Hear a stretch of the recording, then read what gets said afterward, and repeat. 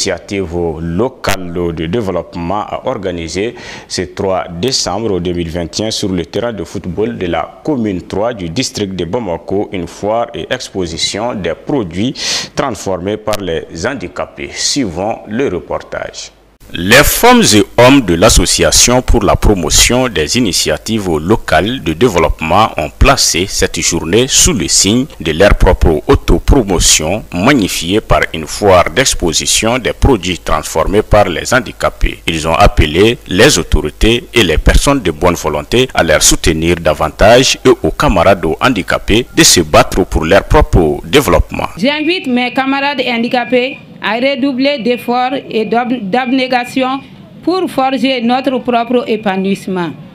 Aux autorités nationales, locales et personnes de bonne volonté, je vous implore avec ferveur de soutenir notre stratégie d'autopromotion afin de bannir à jamais le phénomène de la mendicité. Connu pour son engagement afin de soutenir des personnes démunies, le colonel Assimi Goïta, président de la transition, chef de l'État, lui et les membres de la transition ont reçu les salutations de la part des handicapés au nom de la loi votée pour leur cause. Mesdames et messieurs, vous me permettez sans nul doute de me rendre un hommage mérité aux autorités de la transition et singulièrement à son président, le colonel Assimi Goïta, qui nous a rien ménagé pour faire adopter la loi en faveur des handicapés. Merci, mon colonel. Madame Soumaouro, formatrice des handicapés, se dit fière d'avoir formé des milliers de femmes handicapées dans l'agroalimentaire. Selon elle, une femme formée, c'est l'avenir de toute une nation qui se pointe à l'horizon. Quand une femme est aidée, c'est toute une nation qui est formée. Si une femme est aidée, c'est le développement de la nation qui est là. Et du coup, voir ces femmes qui sont là, elles ne veulent plus mendier. Elles veulent faire quelque chose de leur vie. Pourquoi ne pas les former? Donc déjà, quand même, c'est une fierté pour moi de voir aujourd'hui ces femmes en train de faire toutes ces productions et en train de gagner leur pain à la sueur de leur front sans pour autant compter sur l'aide de quelqu'un ou qui que ce soit. J'ai formé, je peux dire, j'ai formé des milliers de femmes. On les forme en agroalimentaire, en savon, en coupe-couture, en henné traditionnel, henné tatouage, le maquillage foulard, la coiffure, les colliers, le houssoulan, la teinture et bien d'autres choses, la cuisine, la décoration événementielle, la pâtisserie. La cérémonie fut sanctionnée par la remise des attestations de reconnaissance à des personnes et des ONG qui se battent nuit et jour pour tirer les personnes vivant avec handicap dans leur agonie. Le jurato ka uluka hakeo kon nyini chogo mena ulukon ya jira ka fo kabini san bakele keme konoton bi konoton ani fla ni femye sharia do kon dila ulukon ma bien fait ka o don kon ke femye décembre kalo clé saba kasega o kon ke femye le jurato ka donye chogo mdela ko de hokun kono ka beni o décembre kalo clé saba kon ye ulukon ye ko bela jele kon de ke ka wuli ka joke kasega jira faso den la jamana nyema ka jira ka fo ko uluka bara ko amad dan femye deli dron de ma o de hokun kono ye wuli ka joke o sela ka bara minu ke o bise bara minu de la kasega ulu kon jira femye faso de ani jema bela jele kon na Nations Unies loi votée depuis 1992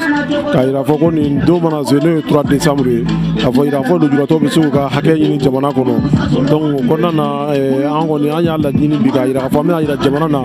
anga barati dilli dro am se ka do kan yere donc konna na anye barakele mun ke an yere an no ira jamana na be ka kene kan bi aussi commune 3 tele kono ya ka foire ka ira jamana na be ka do ka fo cha la ango ni an se mai me aklu kai. Le jurato ka jekulu nyama haya jira ka fo ni ye uluka ni sigin jatemine femye le jurato ukon ye fen chama kon gla ka sak yasa ka sega ukon jira faso do kon na chugam hay nyefol ke ola Msega fo muzanga mso chesi ka bara mike bi le ada be talike jugala juga blema ni juga jema ka fara dege kan ka fara diga kan donc ka fara kononu kan ka fara bolla bara sadi muso amina chama o glanma kona ujulam be fa chama be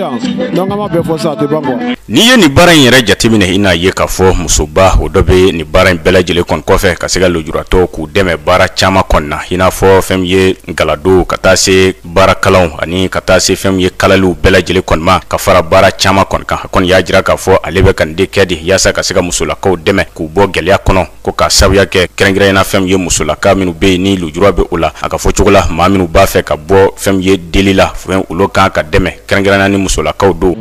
A baara yɛrɛ kɛkun yɛrɛ de ka musow dɛmɛ fɔlɔ ka musow bɔ sigidi la k'u bɔ yɔriyɔri la k'u bɔ sokɔnɔna sigi la u ka se ka dɔ k'u yɛrɛ kuma tɛ k'a fɔ ko lujuratɔw o musow u bɛ fɛ ka dɔ k'u yɛrɛ u tɛ fɛ ka delili kɛ tuguni u tɛ fɛ ka ye ko la mun ma d'an ye donc ni o mɔgɔ kɔni sɔrɔla ne ka jɛkulu la donc olu formeli kɔni o ye fierté ye ne yɛrɛ bolo walasa an bɛ degun kɔnɔ jamana in kɔnɔ walasa olu yɛrɛ bɛ degun kɔnɔ o bɛ tɔɔrɔ min kɔnɔ o ka se k'o bɔ tɔɔrɔ kɔnɔna la cogoya min na donc o de kama o de kɛra ne ka dɛmɛ ye ka las'u ma walasa o ka se ka dɔ k'u yɛrɛ cogoya min na o ka se ka bɔ kɛrɛfɛdɛn na kɛrɛfɛ. Musolaka min fana bɛ yen ni olu kɔni ye nin baara in kɔni kɛ ani don u ma cogoya min. Minnu bɛ ka an dɛmɛ baara la an b'u fo k'u barika da